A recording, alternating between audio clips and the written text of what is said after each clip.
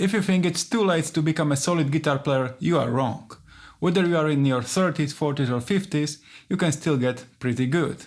But only if you get laser clear on what you actually want to achieve.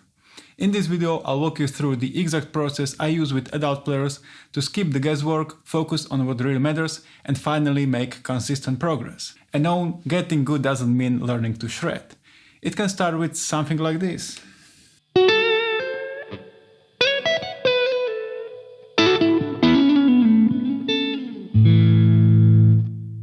Simple, tasty licks that say something.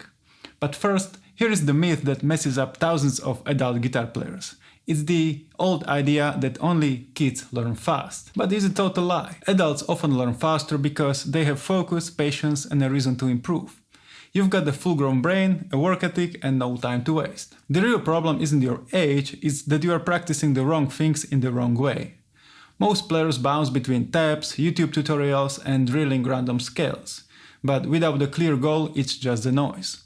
So let me show you how to fix that. Here is how you replace that chaos with a focused, step-by-step path, one that actually gets you results.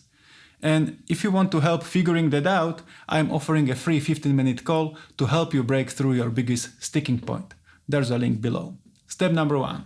Imagine getting in your car, punching the gas and just driving around. No destination, no map, and no idea where you are going. After a while you would burn fuel, then you get out of the car and think, how the hell did I end up here? You thought you were getting somewhere, but really you were just burning time. Sounds ridiculous, right? But that's how most people practice guitar. They just play whatever, whenever, chasing random techniques, noodling random songs and hoping something clicks. But if you're serious about getting insanely good, especially as an adult, you need to get clear on what you actually want. And don't tell me you want to cover lots of styles just because you like lots of music. Don't be like a child in the candy store who cannot decide what to grab. You are not just a beginner scrolling for licks, you are someone who wants to make real music and actually sound like you mean it.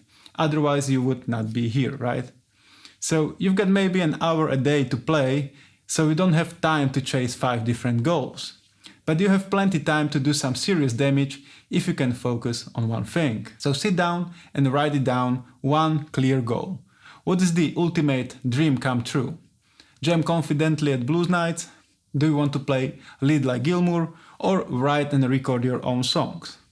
It doesn't really matter what it is, what matters is that you know. Because when you don't decide, your progress gets hijacked by every shiny thing on the internet and you stay stuck exactly where you are. But don't worry, it doesn't have to be perfect right from the start. You'll course correct over time. However, if you skip this step, nothing else will help. This is the starting line, everything else is built on it. Step number 2. Now that you have a goal, you are ahead of 90% of guitar players because most never actually decide what they want. But goal without a roadmap, it's useless. If you don't know how to reach that goal, it won't help you at all. You don't just set a goal, you work backwards from it. You take the dream outcome, your version of insanely good, and reverse engineer the skills that actually build it. So here is what you need to do. Find a player who already plays the way you want to, then study them and reverse engineer what they are doing. What techniques do they use? What skills do they have? Which of those skills are missing from your own playing? For example, let's say you want to solo like David Gilmour. You are not going to waste time on sweep picking or some speed drills.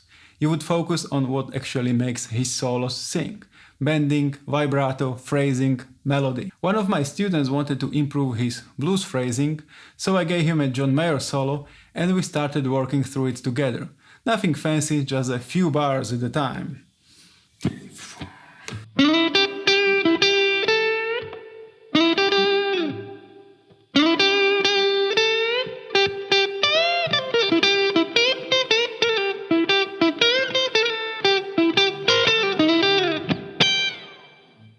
And as we went through it, he started to notice the things that made it feel good. The bends, timing, the space, the vibrato. You could tell that he was hearing phrasing in a brand new way. It didn't change everything overnight, but it gave him a different lens. And it's moments like this where something finally clicks that make all the difference. So break it down, trace it back to the fundamentals and that's how you build your roadmap step by step from where you are now to where you want to be. No more guessing, no more wondering what to work on next. Just a clear path to your version of insanely good. And that's what most people never take time to build. Step number 3. Most practice routines fail for one simple reason. They're built like a checklist, not like music. Scale runs, metronome drills, finger workouts, fretboard diagrams, and timing exercises. All separated and disconnected. And while it feels productive, it's not, because music doesn't live in boxes. So instead of splitting everything up, combine the things you need to work on into small musical projects. That's how you make faster progress and sound better while doing it. Let's say you know you need to improve your bending, vibrato, and fretboard orientation in B minor. You could practice all 3 separately, or you could create a simple project. Learn the first 8 bars of Comfortably Numb.